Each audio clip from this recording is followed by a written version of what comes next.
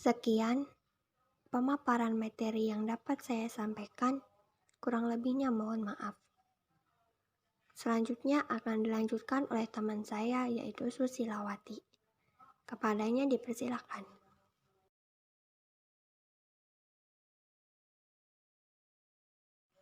Selanjutnya, di sini saya Susilawati akan menjelaskan tentang nasionalisme.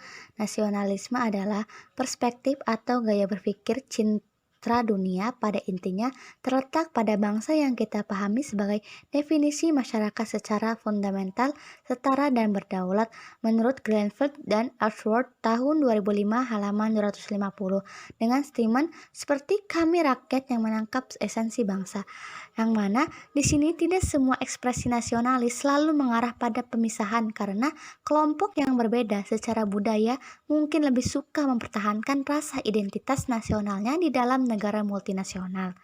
Seperti Quebec yang berbahasa Prancis yang dianggap sebagai bangsa di dalam negara. Negara dan bangsa dapat saling menguatkan tetapi perlu dibedakannya sebagai identitas yang terpisah menurut Fujachi tahun 2002. Negara adalah sebuah ciptaan hukum dan keterikatan pada bangsa adalah emosional. Ketika nasionalisme bertepatan dengan wilayah tertentu yang diakui sebagai unit politik otonom, itu disebut dengan negara bangsa.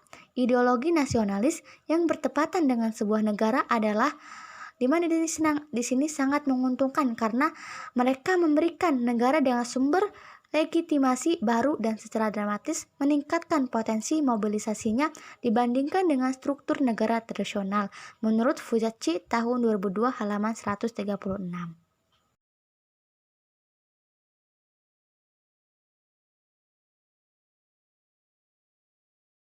Selanjutnya yaitu demokrasi. Demokrasi adalah sistem politik di mana peluang untuk berpartisipasi dalam pengambilan keputusan sangat luas dibagi di antara semua warga negara dewasa.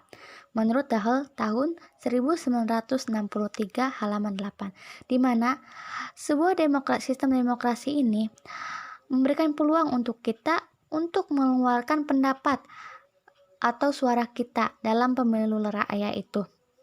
Dan setiap warga negara yang sudah berumur atau dewasa, mereka wajib untuk melakukan demokrasi ini.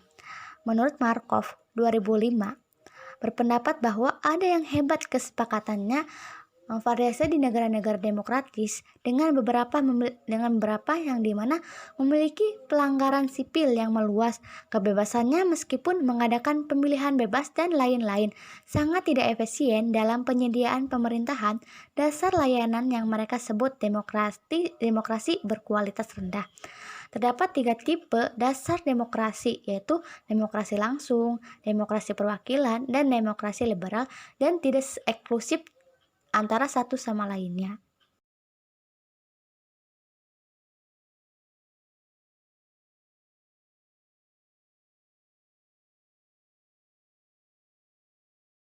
Selanjutnya yaitu demokrasi dan praktek tidak demokrasi. Menurut Barthard Margues tahun 2005 mengilustrasikan dua kategori praktik tidak demokratis ketika prosedur demokratis digunakan sebagai penutup yang sah untuk mengirimkan pesan yang tidak demokratis dan ketika prosedur atau demokrasi dibuat untuk secara sistematis melakukan salah fungsi dalam beberapa kelompok yaitu seperti kulit hitam, imigran, perempuan, orang miskin sehingga menutupi prasangka atau pengucilan atau agresi yang sebenarnya.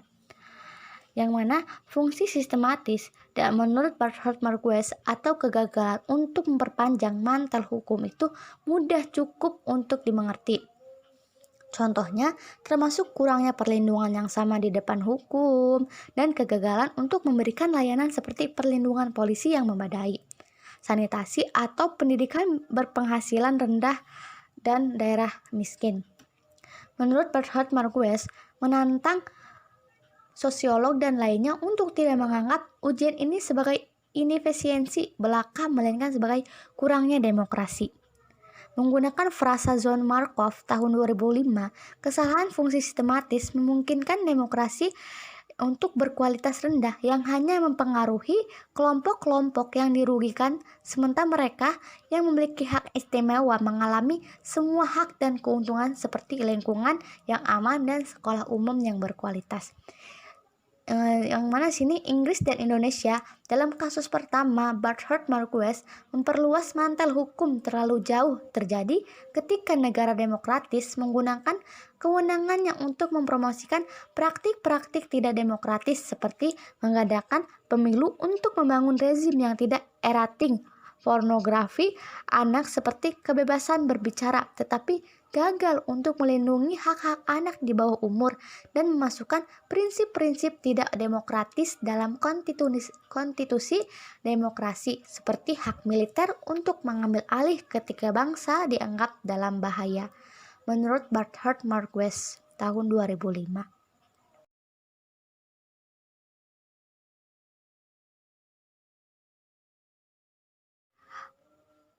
Selanjutnya yaitu demokratis. Terdapat dua, yaitu demokratis totalitarianisme dan demokratis otoritarianisme. Yang mana di sini demokratis totalitarianisme adalah demokratis yang berbeda dengan demokrasi, yang mana negara totaliter tidak mengizinkan partisipasi warga yang berarti dan ekspresi politik di sini sangat terbatas. Misalnya, bekas Uni Soviet mengadakan pemilihan tetapi hanya anggota Partai Komunis yang ikut serta dalam pemungutan suara itu. Berdasarkan Barthard Marquez, sebagian besar cendekiawan setuju pada 3 komponen totalitarianisme. Yang pertama itu ideologi komprehensif yang merinci semua aspek kehidupan sosial dengan mereka yang ditentang atau dimusnahkan sebagai musuh negara.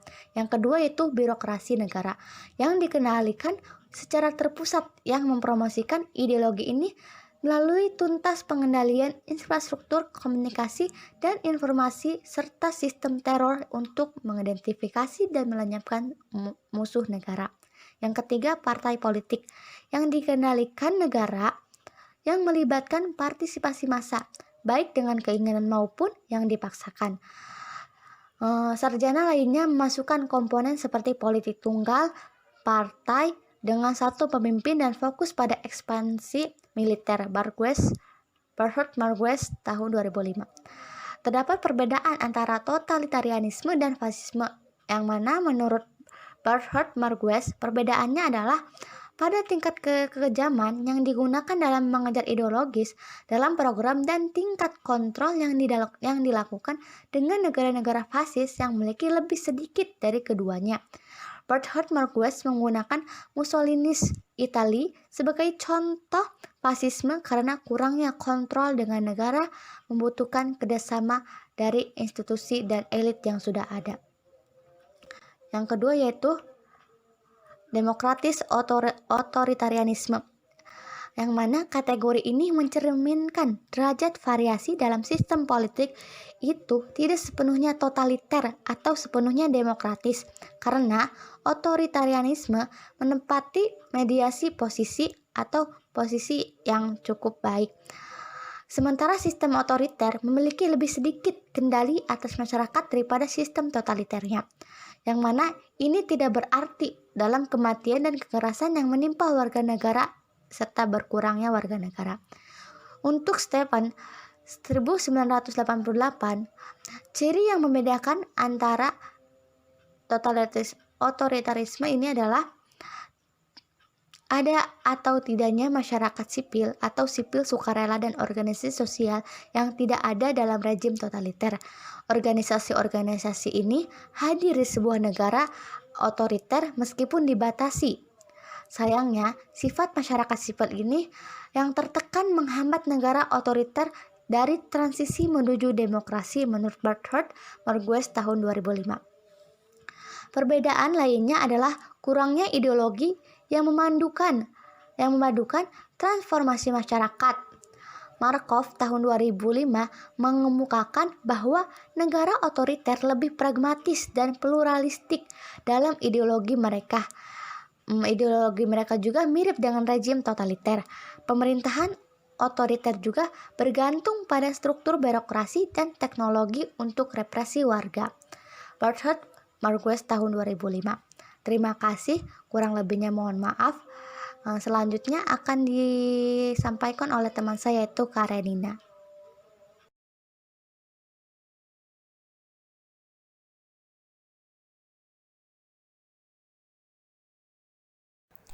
Selanjutnya, pandangan elit negara.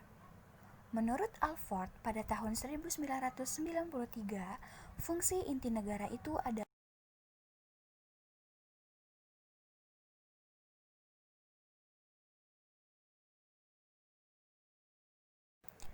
Selanjutnya, pandangan elit negara. Menurut Alford, pada tahun 1993, fungsi inti negara itu adalah untuk mempertahankan dominasi elit yang ada. Seperti ahli teori kelas, ahli teori elit percaya bahwa kekuasaan terkonsentrasi, tetapi tidak setuju bahwa itu didasarkan pada posisi kelas. Ahli teori elit juga memandang bahwasannya elit bersaing dengan elit lain itu untuk mengontrol dan mempengaruhi serta menggunakan posisi mereka untuk memanipulasi informasi dan membingkai opini publik, di mana terdapat 3 teori dalam pandangan elit negara ini, yaitu teori elit klasik, power elit, dan teori dominasi kelas. Yang pertama, teori elit klasik.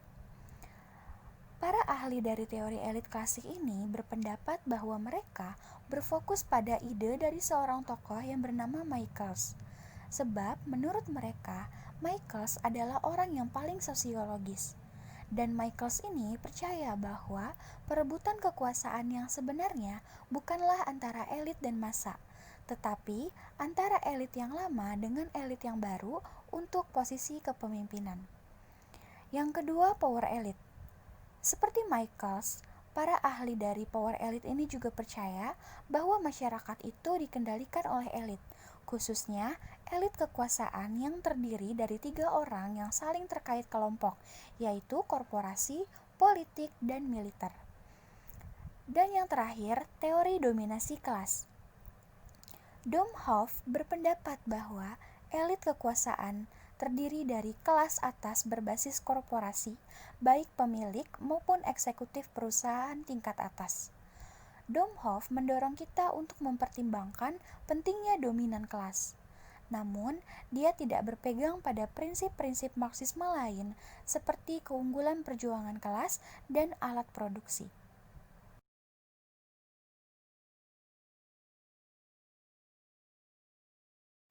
Pandangan selanjutnya yaitu pandangan negara berbasis kelas. Bagi kaum Marxis, ekonomi menentukan sifat sebenarnya dari negara, dan peran yang dimainkan mempengaruhi aspek lain dari kehidupan sosial. Menurut Gold, L.O. dan Reich, pada tahun 1975, ada 3 teori Marxis tentang negara kapitalis, yaitu instrumental, struktural, dan Hegelian Marxis. Yang pertama, instrumental. Pendukung yang paling terkenal dari pandangan ini bernama Ralph Miliband, di mana ia memberikan keutamaan untuk memahami hubungan antara kelas penguasa dan negara. Sederhananya, negara melayani kepentingan kelas kapitalis karena negara itu adalah instrumen atau alat yang digunakan oleh kelas ini untuk mendominasi masyarakat. Yang kedua, struktural. Pendukung utama dari pandangan struktural ini bernama Nikos Paulans, di mana Nikos Paulans ini menolak instrumentalisme, dan ia berpendapat bahwa berfungsinya negara itu adalah konsekuensi langsung dari struktur dan kontradiksi kapitalisme. Karena masyarakat bergantung pada ekonomi yang berfungsi, maka pejabat negara harus melindungi ekonomi, dan dalam melakukannya harus melayani kepentingan kelas dominan. Dan yang ketiga, Hegelian Marxis. Perspektif neo-Marxis terakhir ini dimulai dengan pertanyaan, apakah itu negara? Jawabannya adalah mistifikasi atau lembaga yang melayani kepentingan kelas dominan, meskipun tampaknya melayani kepentingan masyarakat secara keseluruhan. Ini menunjukkan bahwa negara adalah ilusi, dengan sebagian besar penulis mengeksplorasi bagaimana proses mistifikasi ini terjadi. Kebanyakan penulis menekankan peran tersebut, ideologi, kesadaran, dan legitimasi. Meskipun ide-ide ini telah memajukan pemahaman politik, mereka bukanlah teori negara yang koheren, apalagi hubungan negara dan masyarakat.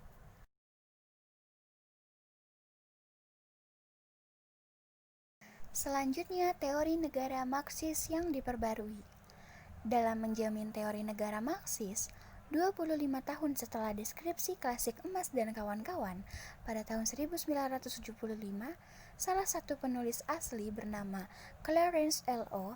berpendapat ada 4 arus teori negara Marxis, yaitu Marxisme empiris, demokrasi sosialis, teori politik Marxis pasca kolonial, dan teori kritis negara kapitalis. Dalam Marxisme empiris, L.O. percaya bahwa Marxisme empiris telah memberikan beberapa kontribusi pemikiran Marxis dengan mendemonstrasikan mengapa kebijakan negara menguntungkan kapitalisme. Dalam demokrasi sosialis, L.O. menggambarkan arus ini sebagai arus yang mengkritik struktural pendekatan Pauwels dan lainnya. Model Marxis ini berteori demokrasi sosialis, di mana praktik politik dan protes dimotivasi untuk menciptakan masyarakat yang bercirikan praktik demokrasi ketegangan, egalitarianisme, pemenuhan kebutuhan dasar, dan siklus produksi yang bebas dari kebutuhan akan keuntungan maksimalisasi. Dalam teori politik Marxis pasca kolonial, L.O. berpendapat bahwa kerajaan dibingkai dalam tradisi Marxis karena beberapa alasan, termasuk kepercayaan bahwa kedaulatan kerajaan saling terkait dengan proses akumulasi modal, bahwa kedaulatan global adalah universal palsu, bahwa prasyarat budaya untuk tenaga kerja diaktifkan kekuatan fasilitatis orang-orang yang akan merusak kerajaan. L.O. tahun 2002 halaman 313. Selanjutnya dalam teori kritis negara kapitalis, Klaus Offi berpendapat bahwa inefisiensi ekonomi negara disebabkan oleh melemahnya kedaulatan negara dan legitimasi politik. Berkurangnya kedaulatan negara dibuktikan dengan ketidakmampuan negara untuk melakukan intervensi baik dalam aspek ekonomi maupun aspek sosial lainnya.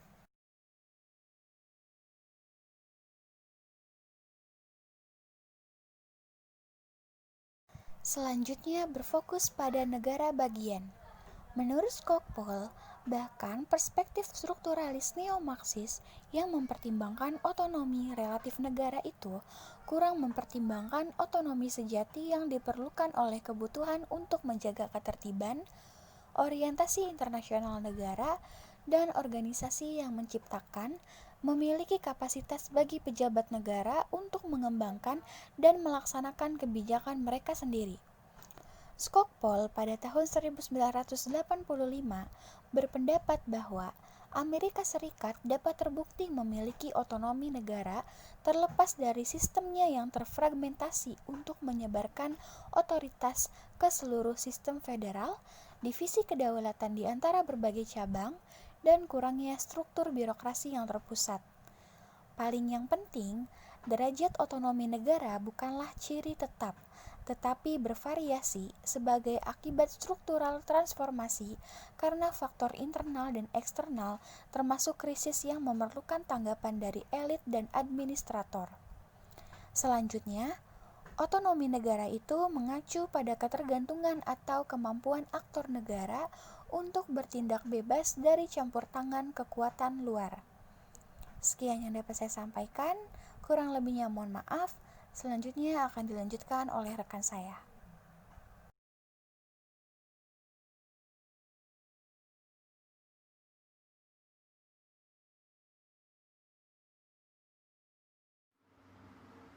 Baik, selanjutnya pemaparan materi dari saya tentang institusi politik. Institusi politik ini berarti lembaga atau kelembagaan di dalam suatu negara.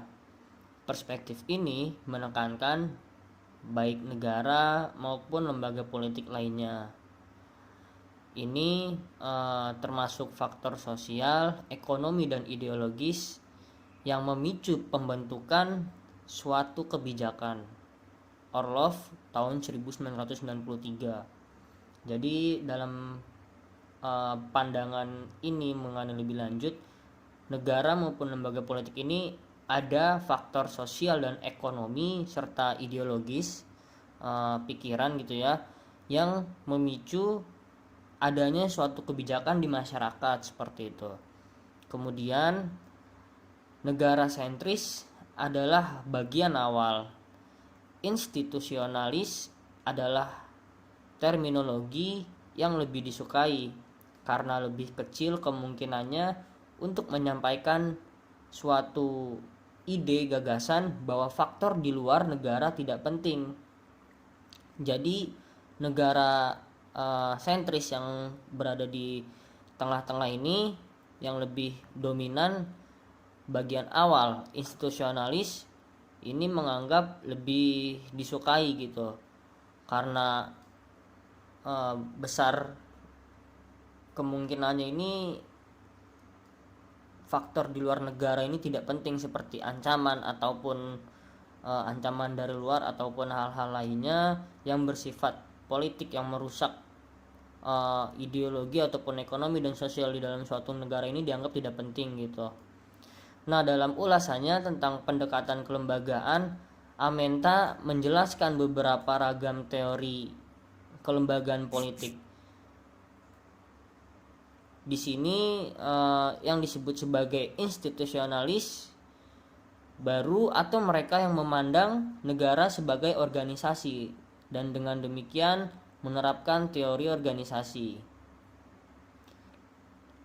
Nah, ini cakupannya sebenarnya tidak terbatas pada negara karena organisasi politik yang besar lainnya juga dipertimbangkan, sangat-sangat benar dipertimbangkan, termasuk dalam sistem pemilu dan partai politik.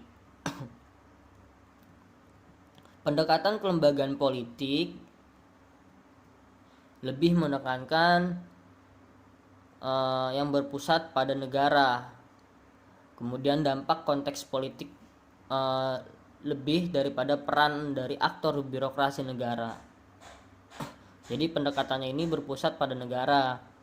Misalnya saja di Amerika Serikat, masalah yang menarik bagi berbagai macam konstitusi dari seluruh negeri lebih mungkin ditangani dalam sistem yang memilih berdasarkan perwakilan Kongres. Jadi ini berdasarkan hasil keputusan tiap-tiap perwakilan di daerah gitu. Nah, pada distribusi geografis, konteks politik yang terkait, kemudian fragmentasi, perubahan memecah suatu keputusan gitu ya, termasuk kurangnya otoritas wilayah politik vertikal maupun horizontal yang bersifat ke atas maupun yang ke samping, ini yang terintegrasi. Sebagaimana dijelaskan oleh Amenta, Amerika Serikat memiliki sistem presidensial dan non-parlementer yang memungkinkan terjadinya konflik intramural. Anggota Kongres dari partai yang sama dapat membelot dari program legislatif presiden tanpa mengambil risiko kehilangan jabatan dan dapat memulai program yang bersaing. Jadi anggota ini dari partai lain ini dapat membangkang gitu ya, tidak sejalan dengan program legislatif. Nah, kemudian tidak mengambil risiko kehilangan jabatan. Semua undang-undang yang berhasil melewati legislatif ini dapat dinyatakan tidak konstitusional oleh Mahkamah Agung. Fragmentasi, kemudian contoh faktor kontekstual politik yang mempengaruhi pembentukan kebijakan negara, termasuk oleh para sosiolog disebut sebagai negara kesejahteraan. Pendekatan kelembagaan politik mempertimbangkan hal ini serta faktor kontekstual lainnya. Selanjutnya mengenai pandangan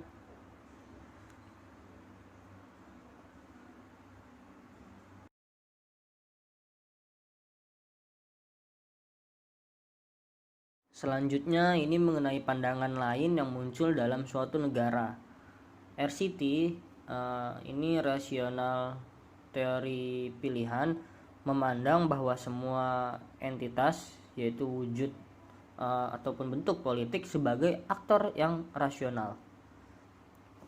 Misalnya seperti lobby melobi, kemudian kebijakan luar negeri, atau hubungan antara negara dengan bangsa lain. Ini tentu erat kaitannya misalnya dengan bilateral, multilateral, terkait dengan situasi ekonomi, politik maupun sosial, dan kebijakan intern dan ekstern, serta kebijakan domestik di dalam negeri. Dilihat sebagai permainan di mana berbagai pemain memperebutkan sumber daya yang langka, termasuk juga kekuasaan. Jadi dalam pandangan ini sebagai bentuk rasional gitu ya, yang berdasarkan hakikat dari hierarki manusia itu sendiri. Ini di dalam suatu negara tentunya ada yang namanya lobby, kemudian kebijakan bilateral dan multilateral seperti ini. Ini merupakan sebuah wujud dari politik yang lebih rata-rata ini sebagai aktor nasional gitu yang bermain. Nah, di sini Kaiser dan Baldry tahun 2005 berpendapat bahwa RCT belakangan ini menjadi berpengaruh dalam sosiologi politik. Mengapa? Karena disebabkan oleh perkembangan versi sosiologis yang melewati kritik atau saran di tahun sebelumnya, dengan memasukkan pengaruh sejarah, kemudian budaya dan institusi. Jadi ini memasukkan versi yang barunya, pengaruh-pengaruh dari sejarah, budaya dan institusi kelembagaan ke dalam yang versi baru. Karena RCT ini baru-baru ini muncul sebagai pandangan yang layak bagi sosiologi politik yang istilahnya baru lah gitu ya, untuk sejalan dengan perkembangan zaman dan globalisasi. Tidak ada teori negara yang berkembang sepenuhnya, namun para peneliti telah menerapkan teori ini pada tindakan para aktor politik. Jadi aktor politik ini diteliti gitu ya oleh para peneliti, termasuk juga dari negara, tindakan-tindakan negara, kebijakan negara. Kemudian contoh yang paling substantif ini, isinya ini antara lain misalnya kebijakan mengenai nasionalisme, pembuatan kebijakan kongres yang melibatkan organisasi besar dan aktor-aktor besar, dan keberadaan birokrasi. Birokrasi ini berarti kan organisasi ataupun lembaga yang mempunyai hierarki dan tanggung jawab di dalamnya. Ada bagan di situ. Kaiser and Baldry tahun 2005. RCT juga telah diterapkan pada partisipasi gerakan sosial dan tanggapan negara terhadap terorisme ini di bab 8 dan 9. Nah, ini terlepas dari janji RCT masih perlu mensintesis beberapa pendekatan berbeda untuk mengembangkan teori yang lebih umum dan tindak berguna dalam situasi di mana ada tingkat ketidakpastian yang tinggi tentang manfaat dan biaya tindakan, atau ketika biaya dan manfaat rendah. Jadi ini masih perlu dikaji lagi mengenai tindakan dan kebijakan dari aktor politik. Ini ada penekanan mengenai dan ketidakpastian mengenai manfaat, kemudian biaya tindakan atau manfaat yang rendah. Jadi ketika biayanya itu rendah, sekiranya bermanfaat tidak untuk di dalam rakyat yang kemudian muncul dalam pandangan suatu negara seperti itu.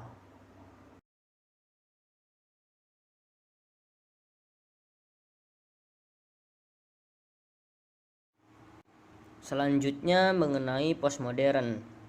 Postmodern ini awalnya pertama kali muncul di Perancis sekitar tahun 1970-an. Nah, ini merupakan suatu kritik atas dari masyarakat modern dan kegagalannya memenuhi janji-janjinya. Ini postmodern ini lebih cenderung kepada dengan modernitas seperti itu, dan pada peradaban barat pada saat itu. Nah, beberapa postmodernis mungkin mengklaim bahwa politik sudah mati, atau lebih tepatnya politik adalah rahasia terselubung, atau sekarang bahkan subpolitik. Subpolitik itu berarti bagian cabang-cabang dari politik. misalnya di dalam politik ada kekuasaan, ada kampanye ataupun hal-hal lainnya seperti itu. Eger and Luke tahun 2022 di bagian atau halaman 162 dengan studi tentang politik yang bergerak dari pusat kekuasaan tradisional seperti parlemen. Ini kalau di Indonesia ini seperti parlemen, misalnya kayak ada lembaga legislatif, eksekutif, dan legislatif, atau kongres ke ekonomi dan budaya kapitalis. Kongres ini berarti ada pertemuan besar gitu, para aktor-aktor besar dari luar maupun dari dalam. Kemudian ini postmodern, perubahan postmodern dalam sosiologi politik percaya bahwa hal itu menantang. Ini Ager and Luke menerima perubahan postmodern dalam sosiologi politik. Mereka percaya bahwa hal itu menantang semua ahli teori politik untuk memikirkan kembali politik itu sendiri yang akan menghasilkan agenda besar penelitian yang lebih luas. Postmodernisme ini sangat dipengaruhi tidak hanya oleh Karl Marx dan para pemikir teori kritis, tetapi juga oleh para filsuf ternama dan sarjana humaniora lainnya. Pandangan yang luas ini tidak terikat pada satu disiplin ilmu saja atau pada pertanyaan yang terfokus secara sempit seperti misalnya seperti ini, apa negara bagian itu? Misalnya negara bagian misalnya seperti di Amerika ya, seperti itu. Nah, kaum postmodernis tampaknya tidak tertarik dengan hal-hal seperti itu. Mereka lebih tertarik untuk mendeskripsikan konsekuensi atau kausalitas negara atau mendeklarasikan negara yang sudah lama gitu, negara usang daripada mendefinisikan negara itu sendiri. Jadi kaum postmodernis ini lebih tertarik gitu ya, menantang untuk membahas segala konsekuensi dari adanya suatu negara, hubungan kausalitas negara ataupun dengan masyarakat. Sementara Law tahun 2002 mencirikan karya Hart and Negri sebagai contoh dari apa yang ia sebut sebagai perspektif Marxis pasca kolonial. Karya mereka berbagai dengan pandangan postmodern, pandangan politik di luar negara, kekerajaan, serta kekuasaan dalam konteks yang global. Nah, sebenarnya kedua teori pilihan rasional yang tadi di atas dengan postmodern akan terus mempengaruhi sosiologi politik ya, tetapi kemungkinan besar akan dikolaborasikan gitu ilmu tersebut dengan suatu penemuan baru gitu, dan digunakan sebagai pengganti dan pendekatan neopluralis, konflik dan negara-negara sentris. Ini perkataan dari Hicks, Janowski, and Schwartz tahun 2005 halaman ke-17 atau bagian ke-17. Nah, kemudian dengan melihat lebih dekat apa itu negara dan berbagai teori sosiologi negara, sisa diskusi ini lebih dalam diskusi postmodernis ini lebih mementingkan pertanyaan apa yang dilakukan oleh negara, kebijakan apa yang dilakukan oleh negara, segala konsekuensi yang dilakukan oleh negara ketika terjadinya sesuatu yang force major seperti itu. Nah, bagian dari jawaban ini melibatkan pemeriksaan negara, istilahnya negara kesejahteraan yang nanti akan kita bahas di bagian slide selanjutnya. Nah, banyak perspektif teoritis yang berbeda telah digunakan untuk menjelaskan negara kesejahteraan. Ini yang selanjutnya mungkin di slide selanjutnya nanti akan kita membahas itu. Mungkin itu saja mengenai postmodern.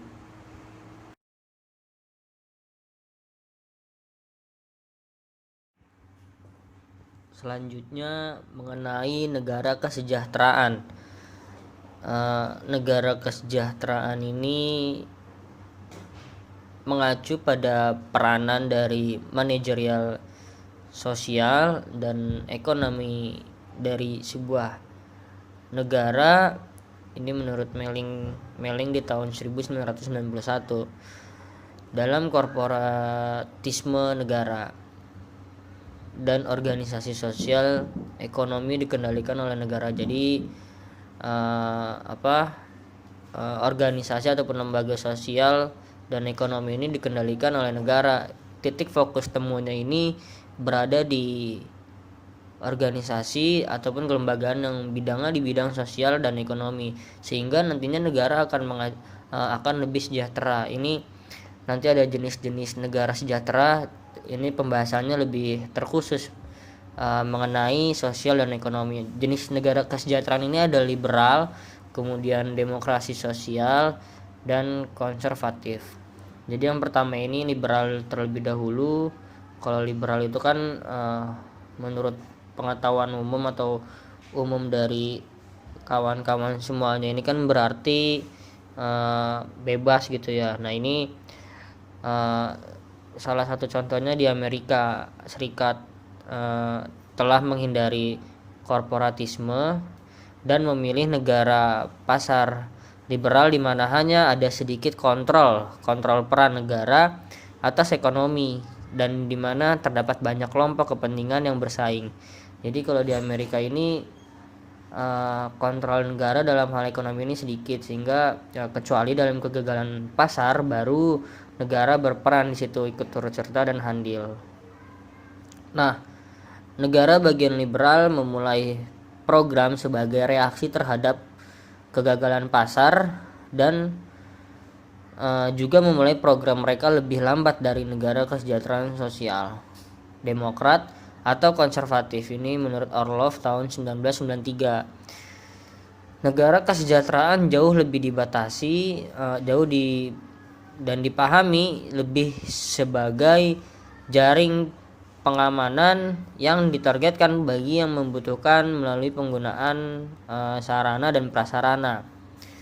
Kemudian solusi pasar swasta ini dari pasar swasta lebih cenderung disukai daripada kebijakan yang skalanya sangat luas, yang mungkin memperluas cakupan perawatan seperti di bidang kesehatan yang universal atau tunjangan keluarga seperti jaminan sosial yang seperti cuti melahirkan atau cuti seorang ayah yang dibayar. Kemudian seruan untuk memprivatisasi jaminan sosial adalah contoh solusi dari pasar swasta yang diusulkan.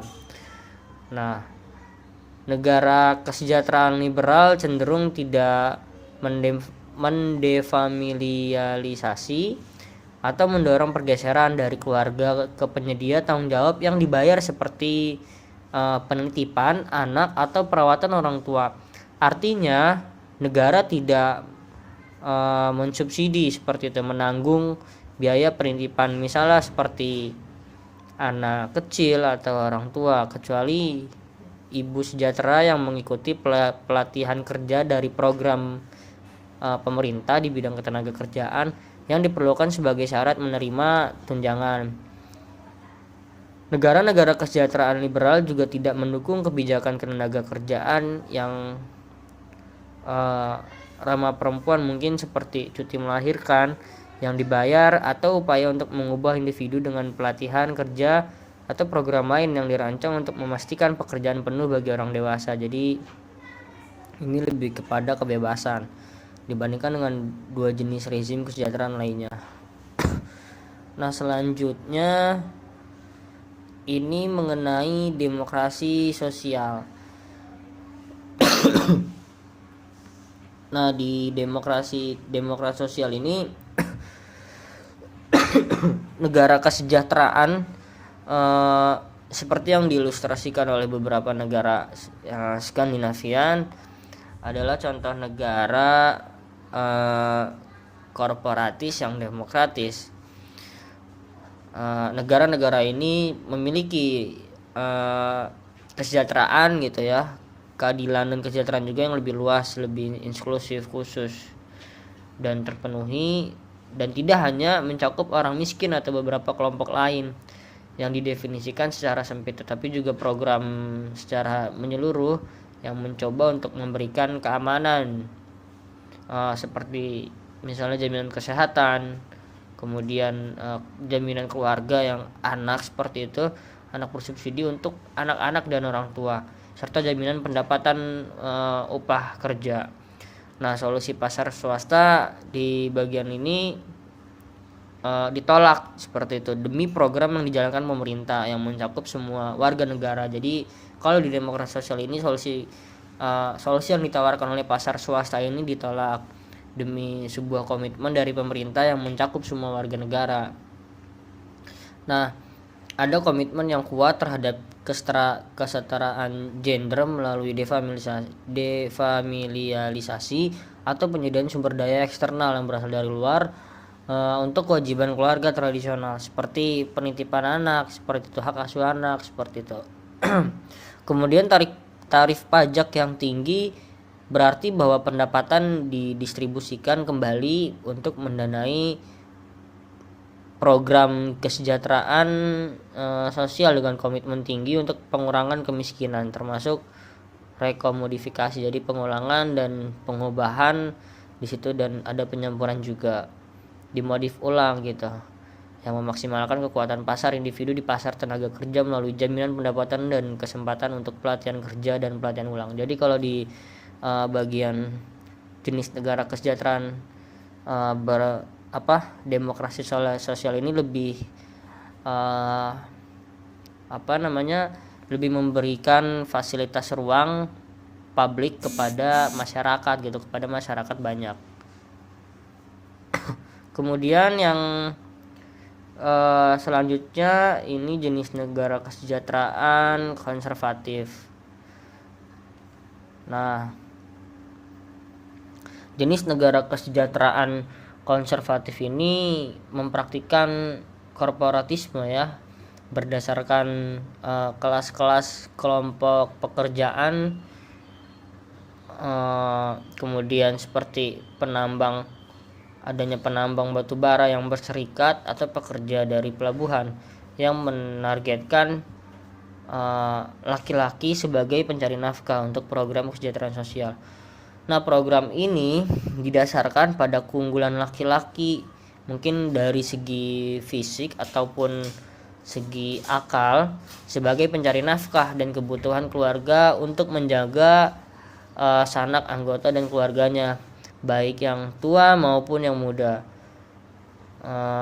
Kemudian seperti negara kesejahteraan sosial demokrat, di sini pasar swasta tidak dirangkul sebagai solusi untuk memenuhi kebutuhan kesejahteraan yang khas seperti pensiun atau perawatan kesehatan.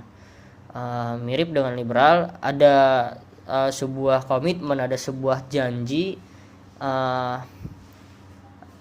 Komitmennya ini rendah gitu ya, untuk pengurangan kemiskinan, kemudian retribusi pendapatan, kemudian defamilialisasi. Contoh negara yang di klasifikasi di negara jenis ini termasuk, yaitu ada pertama Jerman, Prancis, Italia, dan Spanyol. Ini menurut Hicks and Spink Anderson tahun 2005. Mungkin itu saja dari negara kesejahteraan. Nanti kita lanjut ke slide selanjutnya.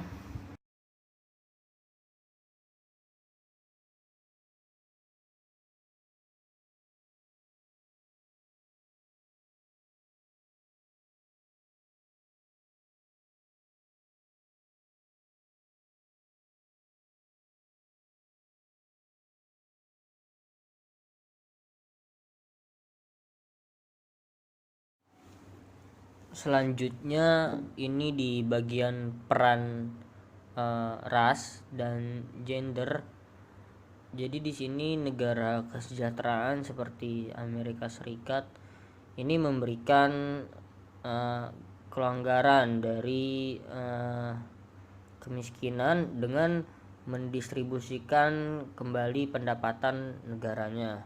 Jadi adanya pendapatannya itu didistribusikan kembali kepada masyarakat ataupun warga negara di sana. Tetapi pada saat yang sama juga bertindak untuk memperkuat sistem stratifikasi gitu. Adanya tingkatan melalui sosial seperti itu. Ini menurut Esping and Anderson tahun 1990, yang mencerminkan kelas ras dan gender sebagai bagian dari minoritas, dan perempuan miskin di sana ini terwakilinya secara berlebihan di bidang bantuan publik, misalnya bantuan seperti kupon makanan dan bantuan-bantuan di bidang kesehatan maupun di bidang sosial ini ada. Sementara laki-laki yang kulitnya putih di sana ini lebih sering ditemukan di bidang yang lebih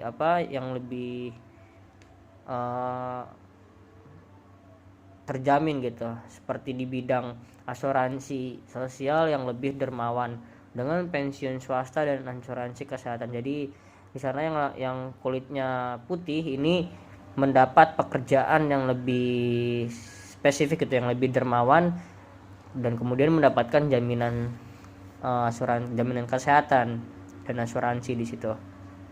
Nah,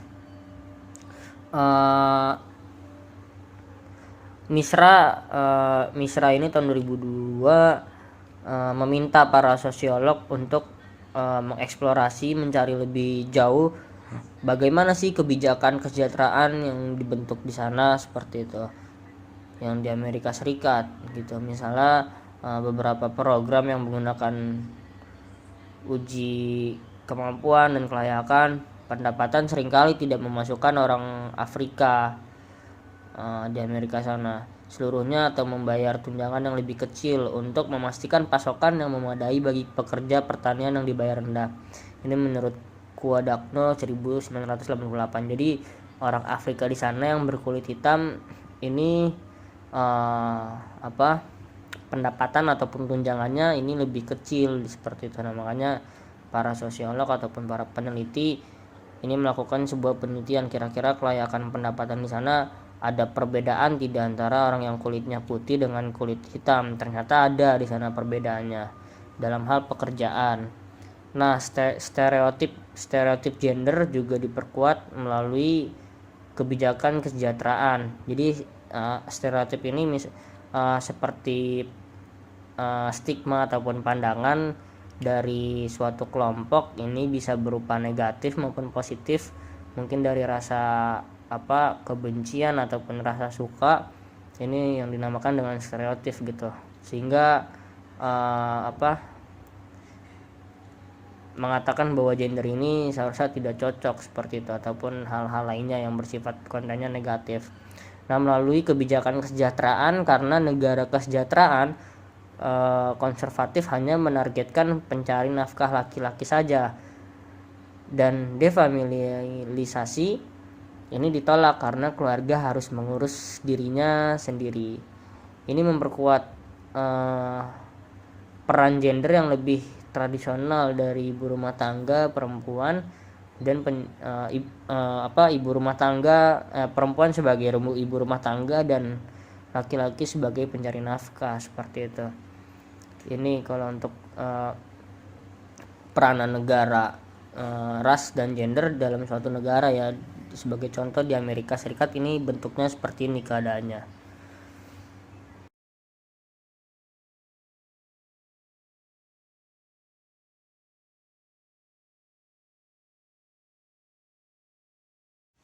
Dan ini yang terakhir mengenai peran negara di sini, bagiannya yaitu masa depan dari suatu negara.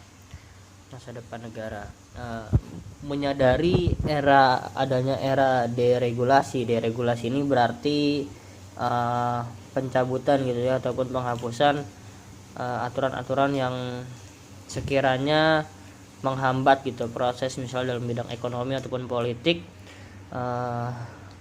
Menyadari era deregulasi pemerintahan dan meningkatnya privatisasi fungsi tradisional dari suatu negara. Ozlak tahun 2005 bertanya, apakah ini berarti negara tidak lagi diperlukan? Ozlak mengutip dari Ohmae tahun 1995 yang mengemukakan bahwa negara akan digantikan oleh negara yang kekuatannya ini lebih besar, supranasional ya. karena telah kehilangan kapasitasnya untuk menghasilkan aktivitas ekonomi yang nyata real di era globalisasi yang semakin meningkat ini. Jadi ia berpendapat bahwa negara ini akan digantikan oleh negara yang berkekuatan besar karena telah kapasitas mereka telah hilang gitu, sehingga timbul aktivitas ekonomi yang nyata. Nah,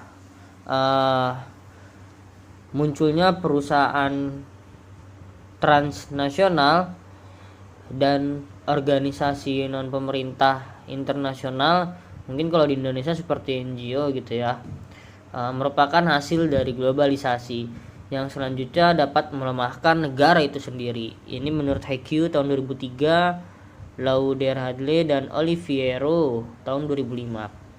Kemudian Robinson tahun 1998 dan 2001, dia berpendapat bahwa negara sedang digantikan oleh negara lain yang merupakan bagian dari aparatus dan negara transisional itu.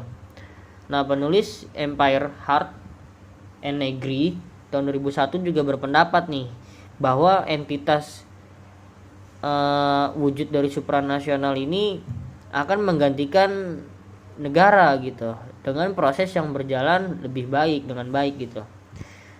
Kemudian ada beberapa kritikan terhadap tesis dari Kekasaran, termasuk kegagalan untuk menyediakan data empiris dan tidak membedakan politik dan negara dari segi ekonomi. Ini menurut Steinmetz tahun 2002, dan tidak didasarkan pada sejarah pada saat itu dan kekaisaran ini. Nah, terlepas dari empati Ozlak terhadap tesis negara lemah, Ozlak sendiri berpendapat bahwa negara memainkan peran yang tidak dapat didelegasikan, diwakilkan, dan ukuran negara yang diukur dari jumlah lembaga, anggaran, dan presentasi angkatan kerja yang dipekerjakan oleh negara, berarti negara tidak akan menghilang dalam waktu dekat. Nah, Ozlak berpendapat seperti itu. Nah, kemudian namun banyak juga para filsuf atau para sarjana yang memperdebatkan dampak globalisasi terhadap negara. Jadi masa depan negara ini akan dipertanyakan gitu karena kekuatan supranasional, kemudian dampak dari globalisasi ya, misalnya revolusi industri dari yang sekarang kan 4.0 menuju 5.0. Nah, ini kehadiran negara dipertanyakan di sini. Fungsi penting negara seperti mengorbankan perang diyakini akan bergeser dari negara entitas ke entitas sosio-kultural yang lebih besar. Ini pandangan dari Huntington ya, tahun 1996. Dan seperti North Atlantic Treaty Organization, NATO, dan Uni Eropa. Jadi negara ini memiliki fungsi dalam hal peperangan gitu. Ini kan bergeser kan negara-negara yang sosio-kultural yang lebih tinggi lagi. Kemudian peran negara selanjutnya ini merumuskan kebijakan sosial, sebagian besar dipengaruhi oleh kekuatan ekonomi yang semakin sedikit di bawah kendali negara bangsa. Ini menurut Faulkner dan Talos tahun 1994. Nah, kemudian ini Tilly tahun 1985 memandang keamanan sebagai salah satu fungsi utama negara. Jadi keamanan ini aman rakyat, aman dari segi ekonomi, aman dari segi sosial, dari segi politik, dan ancaman dari luar. Ini merupakan salah satu fungsi yang lebih khusus gitu ya dari utama negara. Nah, globalisasi ini terkait dengan menurunnya legitimasi negara, kemudian nantinya akan berdampak pada keamanan negara. Kemudian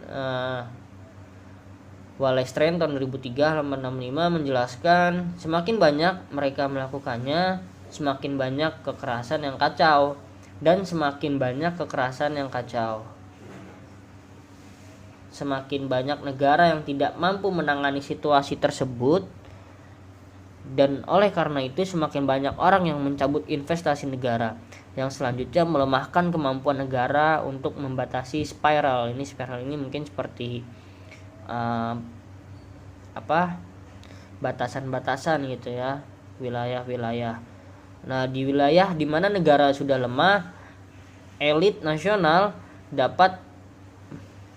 maupun elit luar dapat menyewa dan membayar pasukan keamanan mereka sendiri, mengancam akan memonopoli negara atas penggunaan kekuatan yang sah. Jadi di sini kunci penting dari sebuah keamanan gitu. Kalau negara tidak aman, maka orang-orang dari luar ini akan mencabut investasi mereka. Nah, bagi Wellstrein, hilangnya legitimasi negara ini disebabkan karena perubahan sistem kapitalis dunia. Itu menurut Wellstrein, sistem dunia lebih ke kapitalis gitu kan. Kapitalis mungkin kalau Indonesia seperti pasar modal yang lebih untung seperti itu. Nah, dia menantang pandangan bahwa negara adalah entitas otonom wilayah dengan kekuasaan yang tidak terbatas, tapi lebih merupakan institusi dari sistem dunia yang lebih besar. Ini dia tidak membantah bahwa negara akan lenyap dengan sendirinya. Apa yang dia katakan adalah satu, tidak mungkin untuk mengetahui secara pasti seperti apa masa depan negara. Yang kedua, mereka yang memiliki hak istimewa akan melakukan apa yang mereka bisa untuk memastikan bahwa tatanan dunia baru akan mengabadikan keuntungan mereka dengan meniru dan fitur-fitur yang sudah ada hierarkinya seperti itu. Mungkin itu saja dari pemaparan materi dari saya, kurang lebihnya mohon maaf dari kelompok 2 ini. Wassalamualaikum warahmatullahi wabarakatuh.